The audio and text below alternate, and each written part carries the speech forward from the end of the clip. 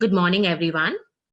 I'm sure we'll still have more participants joining in, but let's begin. I'm Sharnita and I work with the JobsForHer team. The global lockdown has proved to the corporate world that remote working is possible and also highly productive. To enable companies to increase their diversity recruitment, JobsForHer has organized a masterclass with Annu Mathew, Director Recruiting, Cerner Corporation, on how the COVID crisis can help correct the diversity imbalance. Well, I take this opportunity to introduce Annu Mathew. She's a director of recruiting and focuses on talent acquisition for India by devising recruiting strategies to attract, engage, and retain talent in line with Cerner's human capital needs since 2013. She leads areas of technical and non-technical recruiting, executive recruiting, campus programs, diversity and referral programs, and recruiting marketing.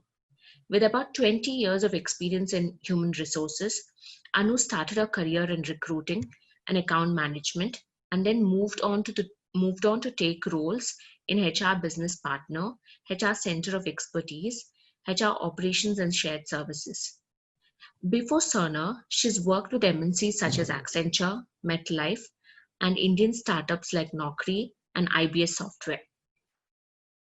She's been a global professional in human resources, certified by the HR Certification International.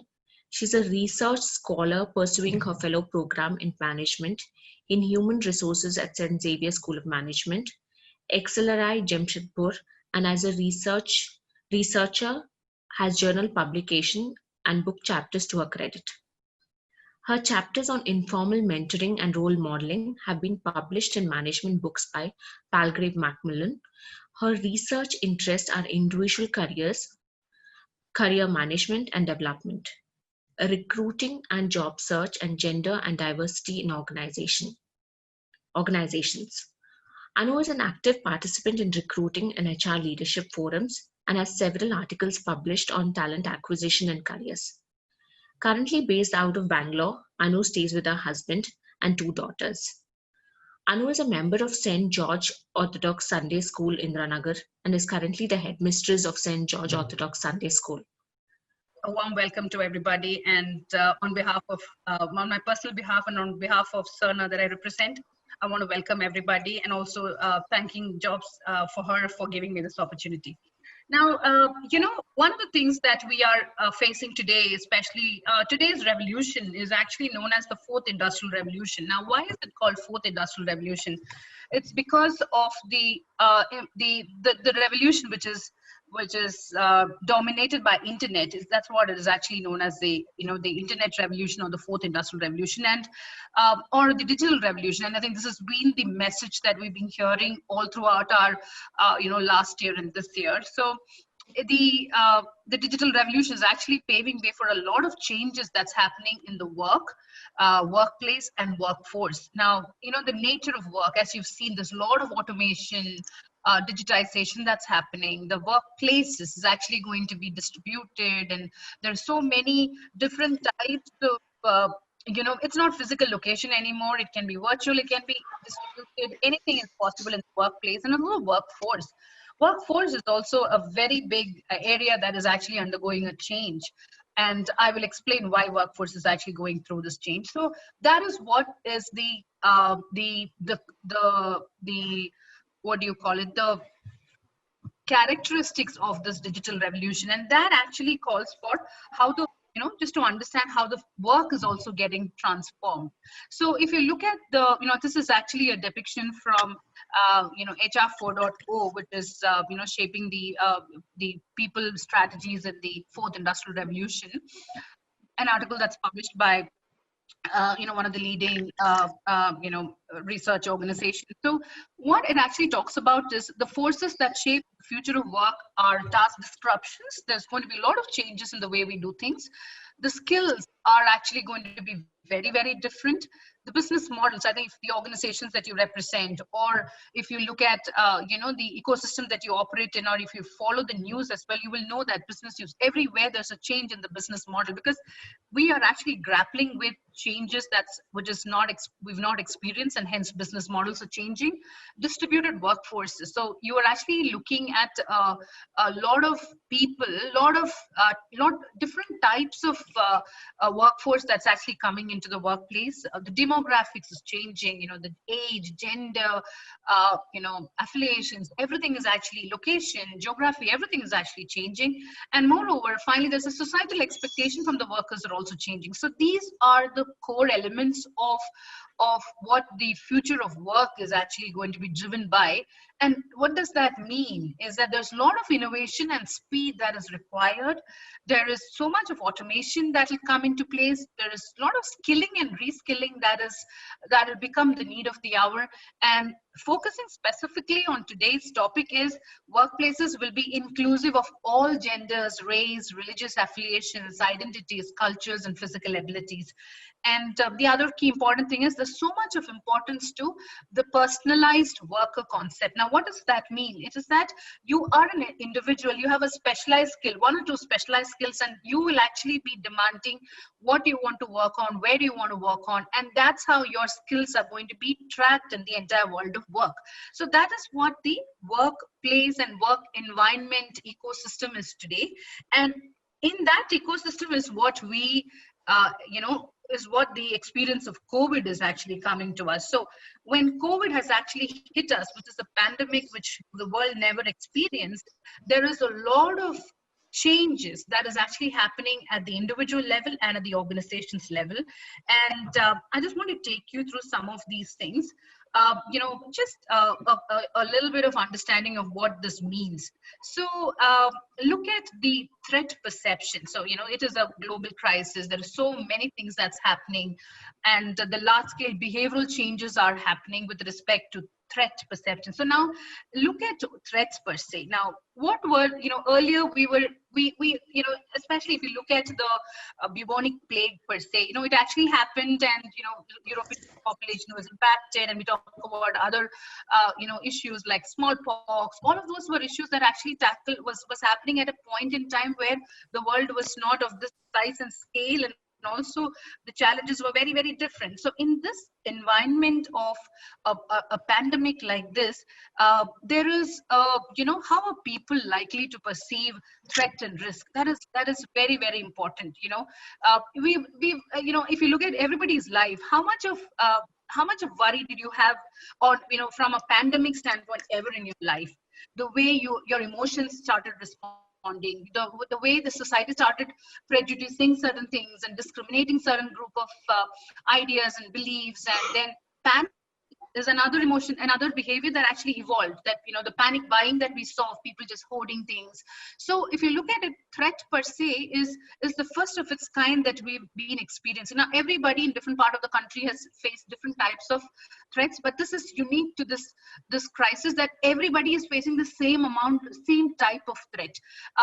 The second aspect, which is there, is the science of communication. You've actually seen the largest inflow of messages, information, advice, news, theories ever you've never experienced these kind of things which is relevant to you. You see a lot of things which is happening because there is some change that's happening in different part of a country, and you enjoy this information and news, but that's not the case here. These are information, these are pieces of communication that is all relevant to you as well. So you see some conspiracy theories on fake news, misinformation, and just trying to publish certain scientific evidence from non-reliable source of information. There are challenges on, how this is actually impacting the way people are responding to some of these news. There's a lot of, trying to say, okay, you drink ginger and honey and you drink ginger and lime, you will have something else, your immunity will be different. You start standing out in the sun, your life is going to be changed. And, all of that. So the communication environment totally changed with this crisis. The other piece is the social context itself.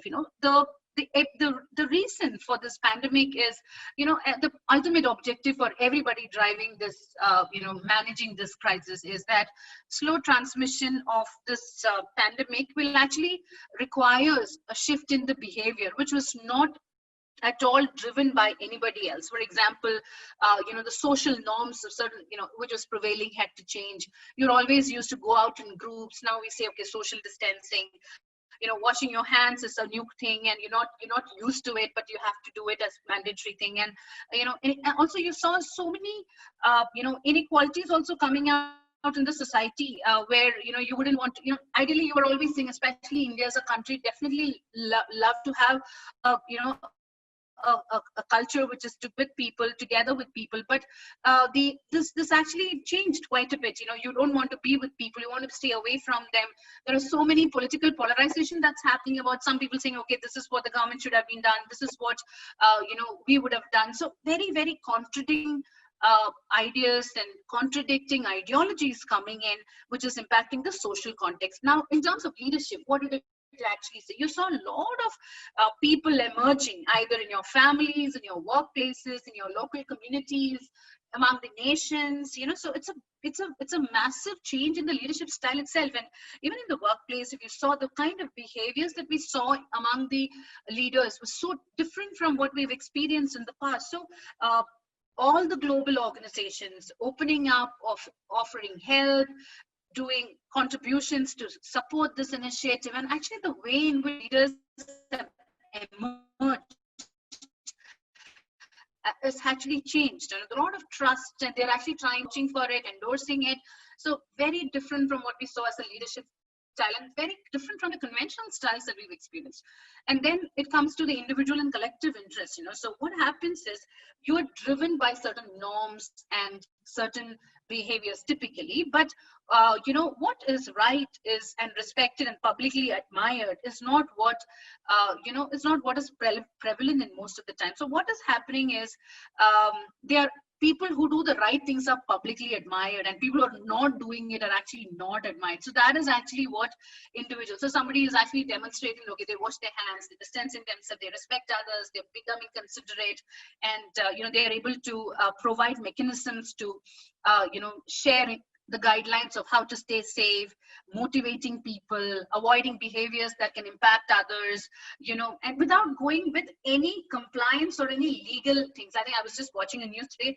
People are now imposing the legal aspect of establishing and imposing fines and all of that. But I think so far, the entire lockdown period, it was just to get everybody safe and comfortable and staying them, just keeping them protecting their interest and protecting the interest of the society as a whole. So there was just guidelines provided by the nation's leadership. There were guidelines provided by the organizations. There were guidelines provided by families, by communities.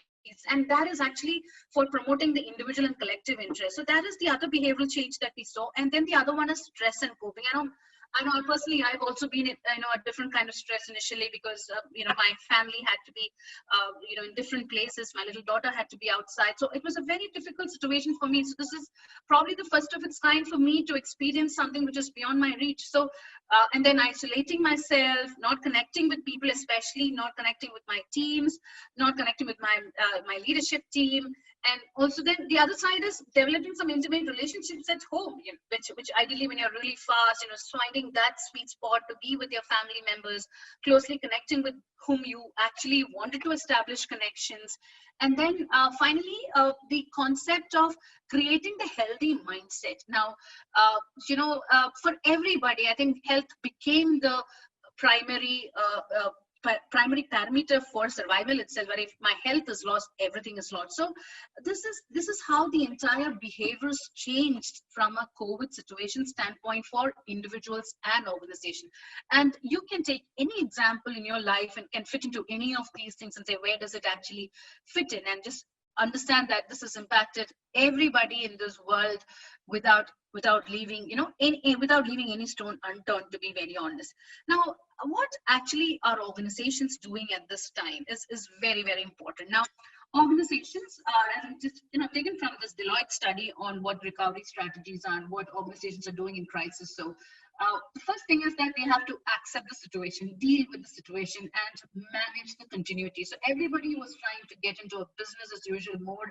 I was reading an article today that, we can continue in a business as usual mode with this kind of remote working, or doing, some part of production going live, some part of production not going live, managing people, emotions, everything. That is fine. I think that was a need of the hour. Any situation or a crisis comes, the first thing is, how do you respond to it? A fire outbreak, how do you respond to it?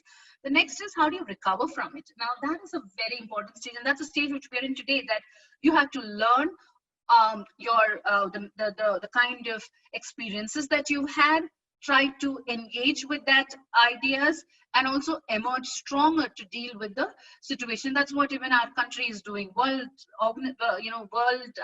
Nations across the world are actually doing that. All the organizations are doing that. Any institution you look at it, they're all trying to recover, trying to learn and emerge stronger. Now, why is it actually happening? It is actually for preparing for the next normal. So I was, again, another article, the new normal is no normal. So I think I have a fair difference of opinion there. It is not going to be normal, but I think the next normal is actually an opportunity for us. It is an opportunity for us to reflect, to recommit, to re-engage, to rethink and reboot. So these are, again, elements of recovery that any organization or even individuals who are actually going through this kind of a personal behavioral change can experience. So, and why are we doing this? It is actually to integrate the well-being of the organizations and the individual, just to align with the mission and the work that we're doing, and also feel that with individuals and teams, a lot can be achieved, there's potential, and also moving, the perspective that everybody or every organization takes is to move boldly into the future. You have to really understand the pandemic, embrace it, learn from it, and move forward. Specific to diversity, this actually brings us to this very interesting dimension, which is recommit ourselves, re-engage ourselves, rethink and reboot. Now, this is from an organization standpoint. Now, the charters of diversity are very, very different in different kinds of organizations. But as organizations, these are, opportunities that is available for individuals to recommit, re-engage, rethink, and reboot. I also want to take your attention to look at what behaviors evolved from individuals and organizations to these crises, which actually promotes diversity. So one is heightened empathy. Now, we are always, everybody loves to have, call it out as empathy as a behavior, but it was not tried and tested in, as an element. But today, I think, while everybody wants to say, okay, it's a good to have empathy, but nobody has experienced it and not demonstrated it. But today, I think we are in a world where everybody is demonstrating that heightened empathy. So even if somebody gives you a call, you're actually kind of very, very, you're not the old person you are. And same thing with our teams, organizations. You're actually very, very different and operating at a very different level of mental framework. The second thing is appreciation for others and experiences. Now, this is a general behavior that is actually coming in. You really know, because you've seen, you're reading, you're experiencing communication, behaviors changes, everything, that there is so much happening around the world. And I was talking to somebody yesterday and he was telling me, I know we are happy if I have our family around, we have food to eat, and there is sufficient basics to survive. So that is the level to which we've come, and we're not interested in doing so much of shopping, going around and meeting friends, what our life used to be, and also being appreciative of people and their lives. Right from, and there was again another example, I was talking to somebody in Bombay and they were telling me that, they don't have anybody to support them, to, that there were domestic help coming in, and societies do not allow them. So at some point in time, everybody kind of ignored the support of people to that extent, but now that's changing. So everybody has an appreciation for people, values, emotions, etc. personally, and the same beliefs and same behaviors are demonstrated by organizations as well.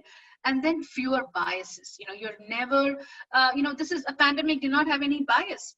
The virus do not have any bias at all. It is for everybody. Everybody is exposed to this. So that is another behavior that has come in. And the other one is a greater inclusion. You're trying to be more contained and just appreciate others, get everybody together, and just think that, okay, we can create an inclusive environment. So, I feel that there is so much of ecosystem influence on individuals and organizations, which is a very good environment to promote diversity in organizations, or for organizations to be aware that this is the charter that we can do it in a very bold manner. Now, what changes do you think we can expect in because of these behavioral changes? So the context has changed, individuals are going through the changes, we are actually recovering, and we want to get into a new normal. So what are changes that we can expect?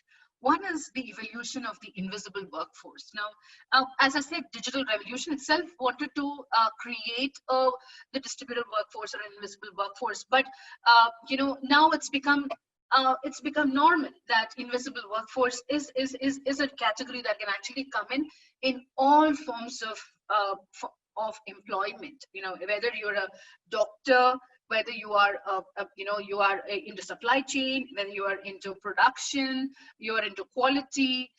I remember teachers, a lot of them are invisible now. I was actually experiencing one of the sessions for my child, and she was telling that even the practicals are going to be shown over the video. So that is invisible. Now, you cannot stand and see how a chemistry lab actually works. So that's what the teachers are thinking. So the evolution of invisible workforce is actually a tremendous change that we can actually expect in all forms of employment. The other thing is different employment models. Now, the traditional 9 to 6 jobs could change. The kind of a permanent employment will change. Career structures will change. The employment model, we were actually trying to see if you could get gig workers, independent consultants, people who will work for 1 hour, 2 hour, all of that. I think today organizations and individuals are actually not resisting, and they are open to adopt different employment models, and at the same time also organizations are willing to adopt these different employment models. And the thinking is actually coming, what are different types of employment models that we can deploy to build, buy, borrow talent for our survival.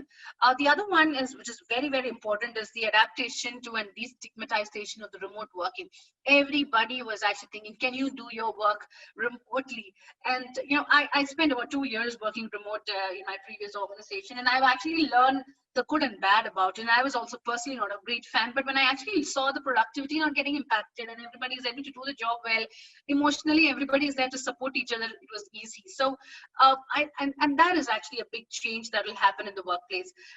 Then the other thing is the openness about blending your family responsibilities and work. So as earlier, I think work-life balance was what was something that was discussed earlier, but today, and I think work-life integration is a concept that was actually very much prominent in the West, and it was researched very well, but India was not was not much open to that integration. But I think today you are able to integrate work and life. So today, if you're doing a session and your child runs and a child is actually on the screen, it is part of it. You have to accept that, okay, that is life. That's how you blend work. You are in a house, and especially if different houses are there, different rooms are there, but if there are places where there's only 1 or 2 rooms, and then the children have to go around, and there has to be some domestic activity that has to happen. These things are bound to happen, and so the work, which is what you're doing at home, and also the work that's happening at work, has potential to get integrated. So there is an acceptance and openness to blend family responsibilities and family care responsibilities with work. And finally, there is another point which actually that I think which would come in, that hiring is not limited to locations. Say, for example, if I'm actually open to an invisible workforce, I will not restrict to a location like Bangalore. I will cast my net in a much wider manner, looking at different states in the country. India is a large country, and you can reach out to any place and have your employment models work. It's just that I have to just open up my boundaries and not worry about physically my employees being present. So this is a big change that can actually be very much which very much conducive for promoting diversity initiatives and organizations. And the environment is, one is that the revolution of the digitization is one, because internet can drive a lot of things which you thought would never happen. And with the pandemic, our mindset has changed, our approach has changed, our ability to respond to some of the stigmas that we had is actually going through a change. So that is what the opportunity is. And I just want to draw your attention to see what are the responses of large organizations to D&I efforts. So I was just reviewing some of the comments and articles of some of the leaders in the D&I in large organizations. Annu, we can't hear you well. Okay, can you hear us now? Can we now? I think it's the same thing. Is it just a small time or? No, just now. I mean, we lost you for like 2 seconds. Okay, maybe because Yeah, of the now it's fine. situation, the internet. Now it's fine. Sorry about that. So, what I was actually trying to tell you is, we are looking at a lot of changes in the workplace. The organizations who were, trying to and hesitant in the past can have greater, opportunities to promote and develop diversity at this point in time. It's just that we just have to understand the employment models, a little bit of change in the mindset, and also trying out and opening up our boundaries of talent attraction, acquisition, and also engagement. Going back to the organization's responses to D&I efforts, there are different kinds of organizations and different stages in which organizations are in, and it is very, very one size doesn't fit for all. Some organizations have really gone far and they have really established a charter, and for them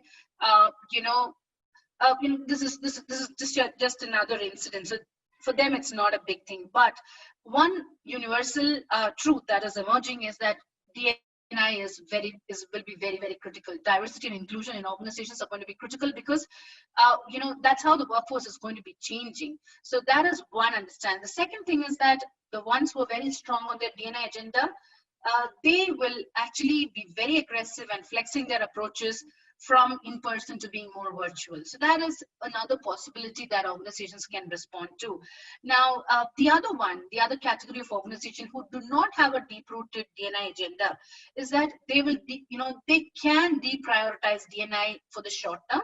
But as I said, the universal goal is that it is critical, though it is a short-term correction that they will do by deprioritizing it, it will get back on the agenda sooner or later.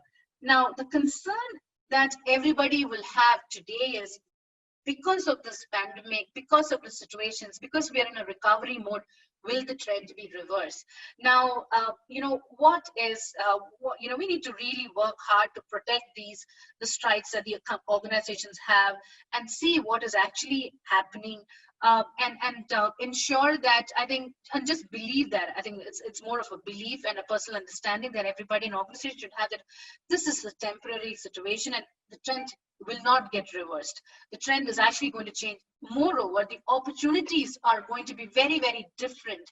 So the traditional jobs might change, but there are so many new jobs that will emerge, and that actually will provide a lot of opportunities, and the trend will not reverse, is my personal point of view. But I think people will have, different organizations can take different stand, but this is the need, this is the ecosystem, this is the this is what the reality is, and hence the trends is that organizations have to put this mindset, it's a mindset, D&I mindset, onto their agenda for a sustainable future. Now, just a couple of things. I just have very few slides to discuss now, but one thing that I found as opportunities for organization is in the entire agenda of a changing workforce, changing lifestyles, changing behaviors. One thing for organizations to look for is, what should we do to improve the health and safety of our people? You are working in a very different ecosystem today. You're not present in office. We don't know what kind of background you come with, but as organizations, we have the responsibility as a priority to see how our people are doing with respect to their health and safety, and also sometimes extended families also, how are they doing, because their emotional individuals' work is actually dependent on the emotional well-being of the family as well. So how are they doing, or how are they doing with respect to their ecosystem? The other element, which is very, very different, is how can we considerate to caregivers. So earlier we were very, very we considered women or anybody who's actually in workforce primarily as caregivers. But today there are stereotypes are changing, but majority are caregivers. Now, how do we be considerate to caregivers? I think the pandemic is actually teaching us teaching us what consideration and empathy is. So just take it a little ahead, and how can we be considerate is the next big question and opportunity, basically. And the other one is, how can we create flexible work hours or flexible leave arrangements? Now, we just don't have to, we are actually not sticking to a 9 to 6 now because of the nature of the work, but even in organizational careers, how do you flex this a little bit, giving that opportunity to individuals? And I'm actually doing a research myself on spatial entrapment among women, which is how women are constrained to certain geographic locations and are very skeptical to move out because of some concerns, which actually impacts their financial capacity, their earning power, and they don't shift jobs as much, and hence there's a great wage and wage gap and all that. So, one of the things that a flexibility in workplace can just promote a lot. You can actually avoid this, because and if people are geographically tracked to one place and you have to commute to office, this kind of an array, the flexibility and a little bit of being considerate to the role as a caregiver can definitely change the way the employment of women and anybody, actually any kind of diverse population, can actually find a lot of scope in actually finding employability. So and also, it's not only employability but workability. You're able to work. So those are two elements which can actually come in if we provide flexible working hours or flexible leave arrangements. And the other one is, how do we create inclusion and career development for marginalized employees? Now, if your population of, say, you're diverse, there's a traditional standard workforce, and there are these marginal workforces which is smaller number. Very rarely organizations think about career strategies for them.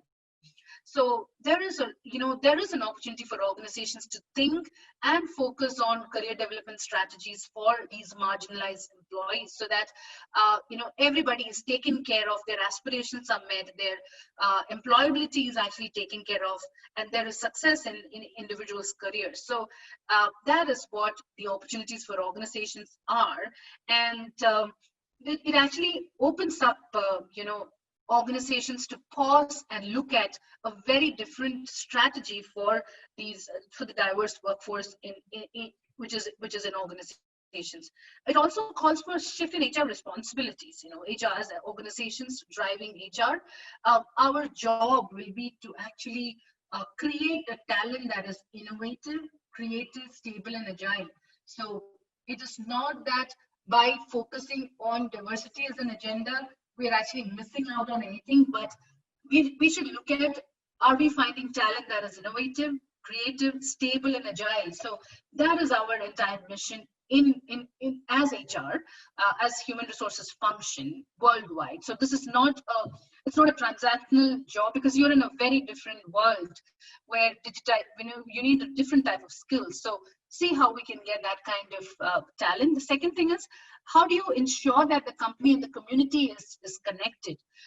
Because whatever you do, especially when you're in a remote environment or you are an invisible workforce, it is very difficult to establish the connection with the community. For example, we are in healthcare, and any job that we do is actually impacting the life of individuals. So every code that we write will actually be if it is right, it is actually going to impact the life of an individual. So that is the connection that any employee, any individual in our organization should have when they are actually working. So that is the connection that human resources has to take ownership to establish the connection. The third thing is, we are in a world of a lot of disruptions and a lot of transformations. And in spite of that, we want to drive positive outcomes, which is impacting the society. So a lot of importance, there is a lot of connection between the human capital, the ecosystem, which is the society, and organization. So how do you drive the efforts of all three to ensure that society benefits by churning out right organizations with the right approach, individuals with the right mindset? So that is what the HR responsibilities probably will go through a shift. And everybody talks about organizational culture. Definitely in invisible workforce or organizations which are very diverse, the culture is actually going to change. The beliefs, the experience is actually going to be very, very different. So HR as a function has the ability, also has the responsibility to co-architect the culture with the business leaders, with the CEOs and CXOs, to ensure that the beauty of the organization is not lost by creating this kind of a workforce. And finally, there is also how to use technology, to be at the forefront of deploying technology to ensure that all what you're doing is actually giving you that kind of results in terms of efficiency, and also trying to be providing the right kind of experience even after changing these ecosystem of in our workplaces. So HR has a lot of responsibilities in this current workplace, because as I said, we are in the industrial revolution, which is the fourth industrial revolution, driven by technology and internet, and our workforce is different. We've been challenged with a pandemic which is beyond our control. There are behavioral changes that has happened. There is a time for us to recover, reboot, and rethink about what we can do. And the time is actually now to create the next normal for organizations to survive, and also to explore the unleash the potential, to be very honest. So that is what the opportunities, and I have my lightning slide. I want to thank you for this time, and also wanted to just take this quote: you cannot undo the moves, but you can make the next step better. So all what you've done so far in organizations or as individuals, what is gone is gone. What has happened, but in this recovery mode, we can unlearn, relearn, and build what we wanted to build in an ideal situation, and the time is now. Thank you so much once again for being very patiently listening to me, and it's my pleasure once again. Thank you. Yeah, thank you, Annu. Yeah, do you have time for questions? Or yeah, we have about 7 questions that have come in on the chat window. I've got them. Let's take questions now. Please raise your hands if you have any questions, and I'll unmute you, or you could type on the chat window as well. So the first question is, in the time of crisis, how can I convince the business side of my organization to stay committed to a diversity agenda? So I said, this is it's a universal truth that you need to be an inclusive organization, because that's how the world is actually moving. So you can be aggressive on your agenda. You can also deprioritize it for now, and then look at it as a long-term agenda, and then start planning for it. So crisis is, you can definitely bring that onto the agenda now, because that's an imperative of organizations, that if you want to get X work done. Now, this is also, diversity is not only on gender. See, for example, you're looking at people from different cultures. I want to get into a special job, and it's not available here, but I find that somebody is available in some part of say I'm just telling in some part of the country, and how do I get that? That is also a way of being open to diversity. How do I get talent from there? So that is actually the need. So if you have any opportunity, it is just using those right nudges and asking business to explore an opportunity like this, and thereby get diversity on the agenda. And also just think that it's not only gender. Gender is just one, but there are so many other ways of trying to promote diversity. So that actually is the first conviction that we should have. Maybe you're doing diversity in some way or the other, but you're not, especially a country like India, we are a mix of diverse cultures. So that itself is a way to look at it. So if that is the case, then you just have to really understand what is that you want to define as diverse, and then try to get into the conviction mode. So first is understanding what does diversity mean to you as an organization, and then go into the conviction mode. Okay. The second question is also related to this. What can I do to improve diversity in my company, especially when we're not hiring now? Yeah. So as I said, you can create plans for the future. If you are a growing organization, if you have attrition, definitely you will hire at some point in time. And the time is, as I said, recovery is actually to just understand and learn and unlearn the fundamentals. So if you're not hiring now, it does not mean that you will not hire at all. You will hire, but ensure that your charter is ready with your plans, so that once you're ready to hire, you have this also as a priority to look for. And the supply of talent will also evolve by the time. So right now you're not hiring does not mean that it's the end to the organization. If any organization has to survive, there should be some amount of recruiting that should happen. So it's just a time. It's a temporal effect, I would say. It will change, and it is at that point in time that whatever unlearnings or whatever things you've learned now can actually be applied. So that is how I would tackle it. Okay. The next one is, how do I incorporate gig roles into a company's corporate structure? Okay. So in any talent strategy today, it is build, borrow, bind, buy. So gig workers will definitely be on either a borrow mode. You have to borrow that. So you should have a very good borrow strategy, that when you need them, you really have to, they are available. Now, there are platforms that is available on gig workers. There are organizations who can provide gig workers. But I would also say, as an individual, we should also find an ecosystem to employ people for hours, employ people for days.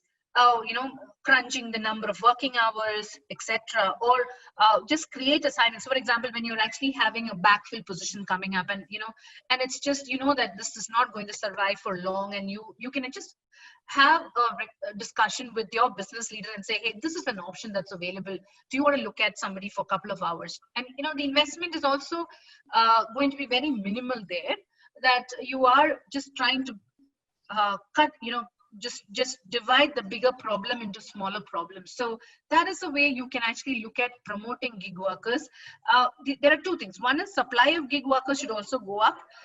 That is what we have to really look at. Platforms, or not platforms, but you should look at pools there where you can get gig workers. Maybe there's a lot of orientation that you should do, especially with the current ecosystem where there's so much of talent uncertainties, career uncertainties. There is naturally going to be a pool that's going to be available, though not in large numbers. So the traditional organizational careers might change, the outlook might change. So there would be a supply. We have to start afresh. You can't just start with a 10% of your workforce as a gig. Maybe it's just 1 or 2 hires and then try to build on it. But that is how the world is going to be. So better late than never. We have to make that changes. Large organizations have tried and tested it. They're doing it, but small size and medium sized organizations are still grappling with their traditional employment models, and hence looking for opportunities to see where you can actually bring them into the workforce. Now, the next one is also more or less the same. How do I get internal buy-in to increase women gig workforce in my company? So one is, if you have a need for gig workers, gender is not a thing. It's not a matter. First you have to confirm that you have a need for gig workers. Once that is identified, then the pool is out there. You really have to be in an outbound search mode to convince and to create that mindset in individuals. You come and work for a couple of hours, or and that's good for you. There's a lot of convincing that you need to do also, because this is not an accepted employment model, but it is becoming popular. So one is, you should have a confirmed need. If you have a need to employ gig workers, then diversity will actually come into place, and it will not that people will apply to you because they are gig workers like what you see in your regular employment. You really have to reach out to individuals who are available there and offer this. It's like try before you buy. Try this model in some places and see that you have your own learnings. But once you try it out, I think you will realize that it's a good model to work for specific initiatives that you want to drive.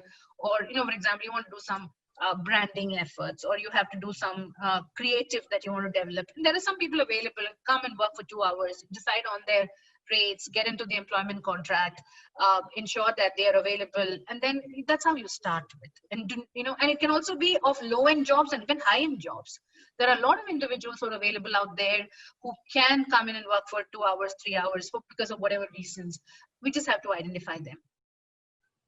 Create that kind of a platform, and also openly be available that, we're just saying, okay, I'm going to give you 100, full-time employment. Nobody is actually advertising that, okay, I'm open to hire somebody for 3 hours. Once that is actually available there, and if your employment agreements are in place, I don't think it is going to be difficult. Yeah. The next one's, what are the policies that the companies need to put in place to increase female workforce? So, see, one is that I am, not a great fan of calling it a female workforce. Everybody's a workforce. It's a gender is a little, looking at different. So what do women want? That is something that, we really have to understand. Flexibility is what everybody tells. So a little bit of flexibility in terms of time, in terms of leave, in terms of availability, etc. That is one thing. The second thing is that, talent management programs specifically for, specifically for women, especially if you're small in number, you have to do a fact finding of where your organization lies with respect to the base headcount. If you're mid, I know for sure that entry level, you can definitely look at it, but the biggest challenge is at the mid level and the senior level. So identify what the baseline is. There is a lot of, you have to define some kind of target for yourself, that when I'm hiring people, I will intentionally first look at, women to come in. That is that's one thing. And women also are not very open in, job changes, etc. So they were also very, very skeptical of, they're very careful in making the career changes. So there's a lot of convincing that we have to do to make them apply. So if you see, the cost of displacement of women is very high compared to men. And so recruiters have this natural tendency to look at the easier win and say, okay, I have an opportunity. So women will be like, I will think and come back to you. By the time there are 2 other people who say, hey, I'm willing to come, what are the job responsibilities? So there's a little bit of investment that we have to make at our end to convince and get women. That is one. And for women population per se, they should also be, very, they should also be slightly risk averse, I would say, be open to challenges and say, we cannot sit back and say, oh, this diversity and I want to just come into workforce. What are you doing to make that change? So that is also a question that I would ask women to say, how many applications, how many of them are actually applying for a job? Very few people. So, it's a two-way connection, I would say, that you will reach out to them. They should also be open to explore opportunities if they think that their careers are becoming stagnant. Okay, and the last one here, there are women who apply after a long break in their careers. How do I show the company helping them upskill is good for the bottom line? So, see, there are 2 ways of looking at it. There are people who apply after a long break. Now, I'm of the opinion that if your careers are sustainable, when I say that sustainable, there are some skills that individuals acquire during breaks. The funny part is that we never bother to ask anybody, what did you do during your break? That is the reality in any workplace. So as recruiters, as HR, we just look at, okay, if there's a break, let's look at, even in the AI that is built into our screening, we look at successful careers as consistent careers. They don't look at people with breaks. So it's a conscious effort to look at breaks and understand what they did during those breaks. And I'm telling you that, breaks can be done by anybody. Today, career breaks are going to be the norm. So if somebody has taken a long break, the question for all of us is, what did they do during the break? One is child care, one is sibling care or parent care. Obviously, if you're a caregiver, you have all of these responsibilities, but did you acquire some skills? And also there's a responsibility on the individuals, women. They cannot sit idle and say, okay, I want to come back to work and I will just take care of my child all throughout. There are a lot of upskilling opportunities today available. You just have to spend 2 hours or whatever time you have to manage or learn. So if you do that, definitely when you come back to your career, you will definitely be able to join the league, though there would be some kind of adjustments that you have to make personally, but the time will actually tell you that the skill that you acquired during that time will actually work in your favor once you come back to work. So the answer to your question is upskilling is possible only if you've also done some bit of effort for yourself to see that you're ready to learn. And that is what as HR our job is, to ask them, what did you do during your break? And that is some information that can help business to get convinced that this individual has potential, has demonstrated that during this break, and hence considering it's not bad. And I think I'm not a great fan of organizations. Okay, let's look at everybody who's taken a break and come and just put them into a try before you buy mode, and then give them a career which is of low value and then try to build them. Absolutely no. You can definitely get them straight away. I think spending time with the child, family, so many managerial skills and personal skills have been accumulated. Human capital is not deteriorating by the break. If you've actually invested in right pockets, it's actually going to accumulate. So that is a conviction that organizations should have, and that will help you build a strong case to get people back to work. Annu, thanks for a wonderful session and giving us your perspective on recovery strategies for organization in crisis and how behaviors have evolved from COVID crisis that could promote diversity in organizations and also choice of different employment models. And I would also like to thank all of you who have attended this masterclass, and I hope that you will take away some essential points. Thank you very much, Annu. Thanks, Samujita. My pleasure. Thanks, everybody. Bye.